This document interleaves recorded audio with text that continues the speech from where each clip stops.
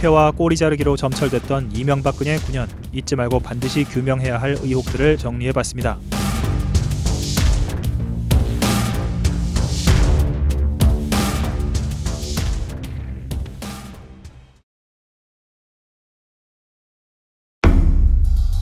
(2010년 6월) 총리실에 의해 민간인이 사찰당했다는 사실이 알려지면서 큰 파장이 일었습니다. 이명박 정부를 비판하는 동영상을 블로그에 올렸다는 이유로 한 중소기업 사장이 사찰을 당해 모든 것을 잃었던 것인데요. 이후 한국노총 간부와 여야 정치인들도 사찰을 당했으며 청와대가 대포폰을 제공했다는 사실까지 드러났습니다. 이에 대한 검찰의 수사 역시 시민들의 공분을 샀는데요. 총리실 공직윤리지원관실을 압수수색하긴 했지만 시기적으로 너무 늦었는 데다 핵심 부서인 기획총괄과는 압수수색하지 않았습니다. 범인들은 그 전에 이미 컴퓨터를 훼손하는 등 증거를 인멸했는데 검찰은 어쩔 수 없었다고만 말했던 것입니다. 결국 검찰은 총리실이 조직적으로 민간인을 사찰했다는 것은 밝혔지만 그 윗선에 대한 규명은 전혀 하지 않았습니다. 이때 검찰은 공직윤리지원관실 주무관이었던 장진수 씨를 증거인멸 혐의로 기소했는데요. 장 씨는 2012년 3월 청와대가 민간인 사찰과 그 증거인멸을 주도했다고 폭로했습니다. 결국 검찰은 재수사를 하게 되는데 공직윤리지원관실에 파견 나온 공무원의 USB에서 1심 충성 문건을 발견합니다. 이 문건엔 민간인 사찰의 몸통이 이명박 대통령임을 입증할 증거들이 담겨 있었습니다. 그러나 검찰의 수사는 순탄치 않았습니다. 검찰 수뇌부가 이 핵심 증거물이라 할 수 있는 USB를 가져가 버려서 수사팀 검사가 사의를 표명하는 초유의 사태가 벌어지기도 했습니다. 결국 검찰은 이영호 청와대 비서관과 박영준 전 지식경제부 차관을 최종 윗선으로 지목했습니다. 바로 제가 몸통입니다. 몸통입니다. 이렇게 몸통을 처리하지 못한 후과를 우리는 오늘까지 겪고 있습니다. 카톡 사찰, 헌재 사찰, 대법원 사찰 등등 일상화된 사찰 의혹에 한국인들은 점점 둔감해지고 있습니다. 국가가 나를 감시하고 있지 않을까 하는 의심이 자연스러운 일로 받아들여진다는 것은 그만큼 우리 사회의 문제가 깊고 심각하다는 반증일 것입니다.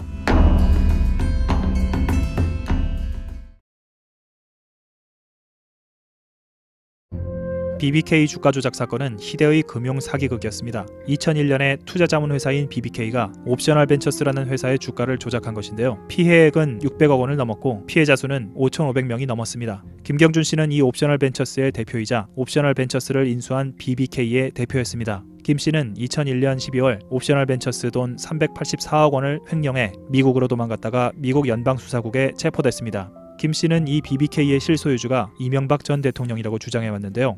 검찰과 특검은 김 씨가 이 범행의 단독 주범일 뿐 이 전 대통령은 이 사건과 무관하다고 결론지었습니다.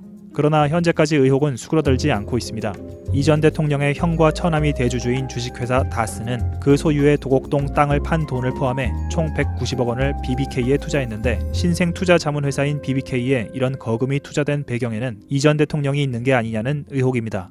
즉, 이 다스도 도곡동 땅도 BBK도 실소유주는 사실은 이 전 대통령이 아니냐는 것입니다. 금년 1월 달에 BBK라는 투자자문회사를 설립을 하고 김경준 씨는 최근 만기 출소해서 미국으로 갔는데요. 새로운 폭로를 예고하고 있어 주목됩니다.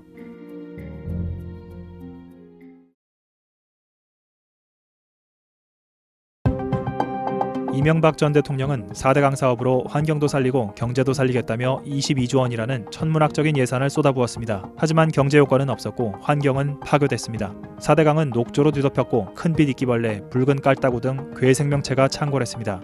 공사 과정에서 하천변에서 농사짓던 사람들이 강제로 쫓겨났으며 공사장 인근 마을에선 피부병이 발생하고 식수 공급에도 비상이 걸렸습니다. 이런 과정을 거쳐 엄청난 규모의 토목공사가 3년 만에 뚝딱 완료됐는데요. 이후 감사원은 2013년 이 공사가 총체적 부실이었다고 뒤늦게 발표했습니다. 시민단체들은 이 전 대통령과 4대강 사업 추진 공무원 57명을 배임 및 직권남용 등의 혐의로 형사고발했지만 검찰은 2년간 미적대다 2015년 11월 무혐의 처리했습니다. 대신 검찰은 4대강 사업 과정에서 대형 건설사들의 전방위적 담합 비리가 존재했다는 사실을 밝혀냈는데요. 관련자 중 일부가 징역형과 벌금형을 받았지만 건설사들은 막대한 이익을 챙긴 뒤였습니다. 또한 비리 과정에서 이명박 정권과 건설사 간의 정경유착 정황이 포착됐고 비자금 조성 의혹도 제기됐지만 검찰은 이와 관련해선 전혀 건드리지 않았습니다. 이명박 정권의 비리 관련해선 야당은 사자방백조라고 표현하기도 했는데요. 4대강 사업, 자원외교, 방위산업 이 세 분야의 비리에 국민 세금 100조가 들어갔다는 겁니다. 4대강 사업을 시작으로 다른 비리 의혹들도 전부 밝혀야 할 것입니다.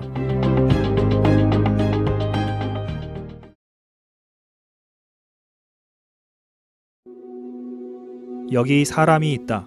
2009년 1월 20일 서울 용산 남일당 건물의 철거민 농성장에 경찰이 강제 진입하자 막로에서 이런 외침이 터져나왔습니다. 진압작전 결과 철거민 5명과 경찰 특공대원 1명이 숨졌습니다. 무리한 경찰 투입이 문제였다는 여론이 비등했지만 정부는 적절한 절차였다고 일관되게 주장했습니다. 검찰은 생존한 철거민 7명을 비롯한 관련자들을 기소했는데요. 농성자들이 던진 화염병이 화재의 원인이며 이로 인해 경찰관을 숨지게 했다는 것입니다. 법원은 이를 받아들였고 1년쯤 뒤 대법원에서 철거민들에 대해 4, 5년의 징역형을 확정했습니다. 재판 과정에서 검찰은 수사기록 3,000쪽을 공개하라는 법원의 명령에도 불구하고 이를 거부했습니다. 법원은 이렇게 공개 거부를 한 검찰에 대해 어떠한 불이익이나 사법적 제재도 가하지 않고 방치했습니다. 변호인단은 수사기록 공개 없이 공정한 재판이 불가하니 이것이 공개될 때까지 재판을 잠정 정지해달라고 요청했지만 재판부는 받아들이지 않았습니다. 징역형은 확정됐고 경찰의 무리한 진압작전에 대해선 어떠한 사법적 판단도 내려지지 않은 채 현재에 이르고 있습니다. 이렇게 투명해지고 죄 없는 사람들에게 죄를 뒤집어 쓰는 이 정부를. 이후 진압작전의 책임자였던 김석기 전 서울지방경찰청장은 이명박근혜 정권에 의해 승승장구했는데요. 한국공항공사 사장을 거쳐 현재 국회의원입니다.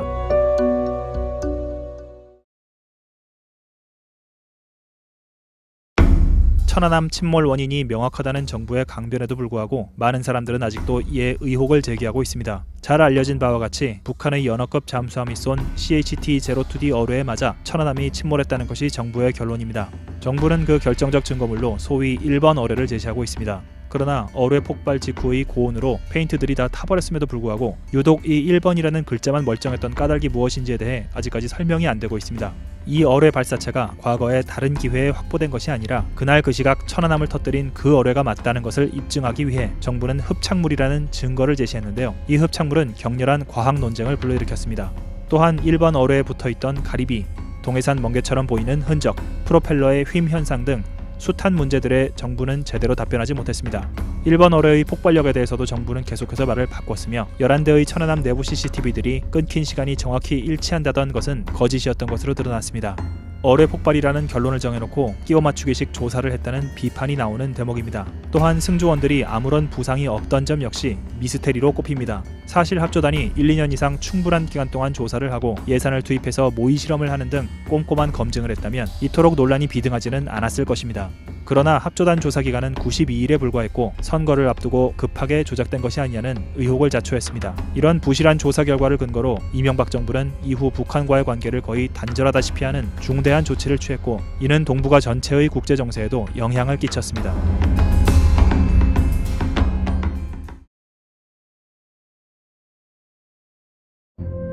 의혹이 발생했을 때 1차적으로 이를 규명할 책임과 권능을 가진 공공기관은 바로 검찰입니다. 그러나 지난 9년 검찰은 청와대만 바라봤습니다. 앞서 민간인 사찰 사건이나 BBK 사건 등의 조사 과정에서 검찰이 어떤 행태를 보였는지 말씀드렸습니다만 그 외에도 사례는 넘칩니다. 최근 영장이 기각된 우병우 전 청와대 민정수석의 사례를 보겠습니다. 정윤회 문건 사건은 본말을 뒤집은 전형적인 왜곡 수사였는데 이때 청와대 민정수석이 우병우였습니다. 비선의 사실 여부가 아닌 문건의 유출 과정에 대해 초점을 맞추라는 청와대의 가이드라인에 따라 검찰이 그대로 수사를 했던 것인데요. 우 전 수석이 이 가운데서 역할을 했다는 분석이 많습니다. 우 전 수석은 또 세월호 참사 당시 광주지검이 해경을 압수수색할 때 이를 방해한 혐의도 받고 있습니다. 이런 우 전 수석이 구속을 피한 것은 검찰 내 우병우 사단의 영향이라는 추정이 있습니다. 검찰이 세월호 수사 당시에 보여준 모습도 실망스러운 것이었습니다. 김진태 당시 검찰총장은 돼지머리 수사가 필요하다고 언급했는데요. 유병한 검거의 수사에 초점을 맞추면서 세월호 침몰의 실체적 진실과 구조 실패의 원인을 밝혀내기보다는 국민적 분노가 정부로 향하지 않도록 하는 데에 힘을 쏟았다는 평을 받았습니다. 이석수 전 감찰관 찍어내기에 대한 수사나 어버이연합 수사가 흐지부지된 것도 검찰의 문제점을 보여주는 분명한 사례입니다. 지난 9년간 검찰이 권력 쪽에 칼끝을 들이대서 국민으로부터 응원받은 유일한 사례는 아마 국정원 대선 개입 수사일 것입니다. 그러나 이로 인해 당시의 검찰총장은 옷을 벗어야 했고 수사팀은 좌천성 인사로 뿔뿔이 흩어지게 됐습니다. 이러한 검찰 장악의 구체적 경위와 그 책임자들의 면면을 낱낱이 규명하지 않으면 미래에 반드시 비슷한 일이 벌어질 수밖에 없습니다.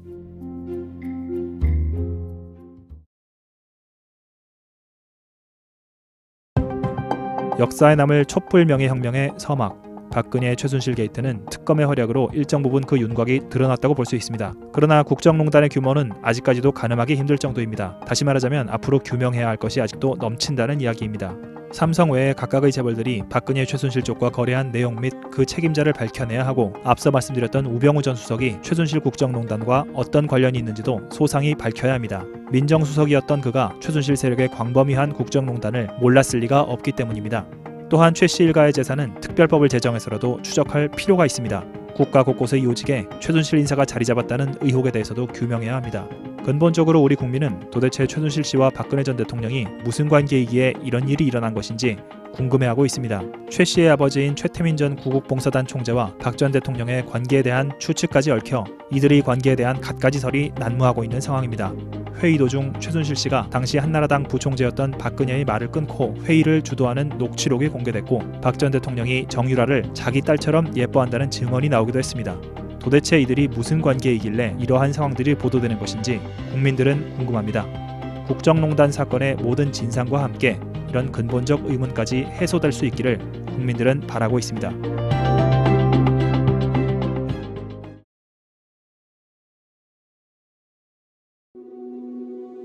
2012년의 대선 관련 의혹은 국정원 댓글 사건으로 명명돼 있습니다. 그러나 실제로는 범죄의 주체는 국정원만이 아니었으며 범죄의 형태도 댓글 작성만이 아니었습니다.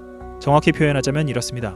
국정원과 국방부, 사이버사령부, 경찰과 총리실, 보훈처 등 공공기관들이 대거 동원돼 댓글 작성 및 전파 등으로 온라인 여론을 조작하고 이에 대해 제기되는 의혹을 경찰 수사를 동원해 무마하며 강연 활동 및 관변 데모를 조직해 박근혜 후보를 지원하는 등 정권 차원에서 티 안 나게 동원할 수 있는 모든 수단을 동원한 관권 부정선거 사건이었습니다. 그러나 이 사건은 정권에 의해 국정원 댓글 사건으로 축소됐고 검찰은 원세훈 당시 국정원장과 김용판 당시 서울지방경찰청장 2명만 불구속 기소했을 뿐입니다. 그것도 청와대와 법무부의 외압으로 인해 힘겹게 말입니다. 관련된 국정원 직원 등 다수의 연루자들이 기소를 피했고 이는 다시 원 전 원장과 김 전 청장의 재판에 악영향을 끼쳤습니다. 결국 김 전 청장은 무죄가 확정됐고 원 전 원장은 2심까지는 유죄였으나 대법원에서 파기환송하여 서울고법에서 재판이 진행 중입니다. 다시 말해 이 사건 관련해 처벌받은 사람은 현재까지 아무도 없으며 앞으로도 처벌받을 가능성이 있는 사람은 원세훈 전 국정원장 한 명뿐이고 그마저도 가능성이 낮다는 것을 뜻합니다. 여기에 대선 개입 사건을 무마하기 위해 NLL 녹취록을 국정원과 당시 여권이 무단 공개했다는 사실, 그리고 그 관련자들도 아무도 처벌받지 않았다는 사실까지 고려하면 과연 대한민국이 법치국가가 맞는지 의심하게 됩니다. 선거제도가 민주주의 체제에서 얼마나 중요한지 모르는 사람은 없을 것입니다.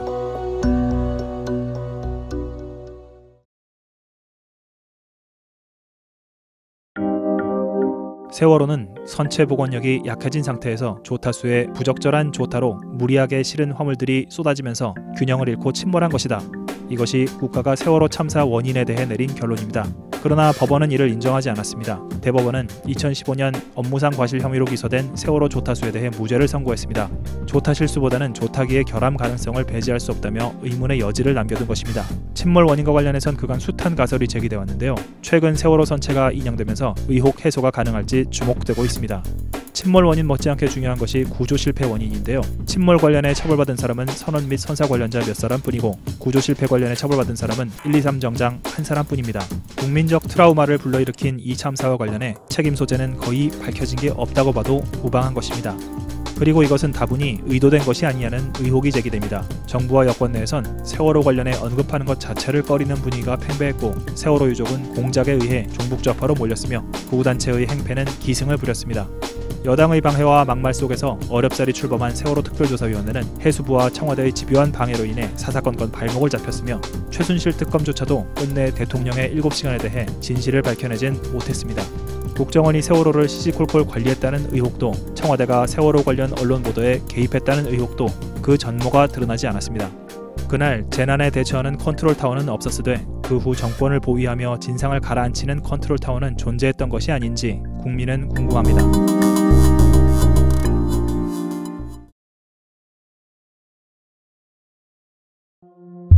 이명박근혜 9년의 태초에 언론 장악이 있었습니다. 지금까지 말씀드렸던 이 모든 것들을 가능하게 했던 것, 그것이 바로 언론 장악이라고 할 수 있습니다.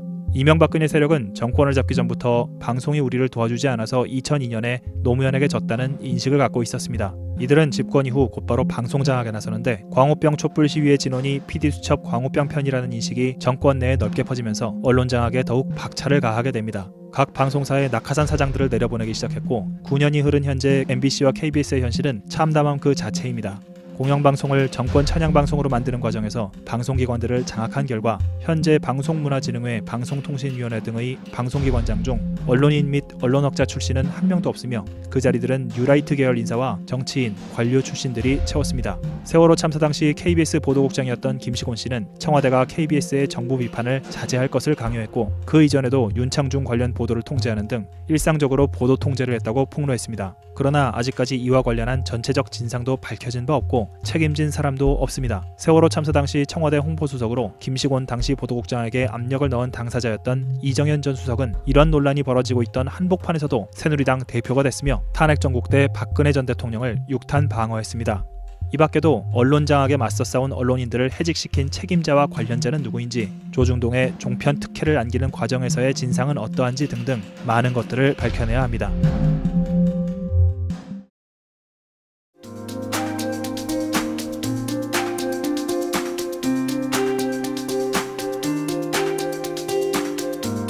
의혹과 음모론이 창궐하는 이유는 정보에 대한 수요와 공급이 맞지 않기 때문입니다.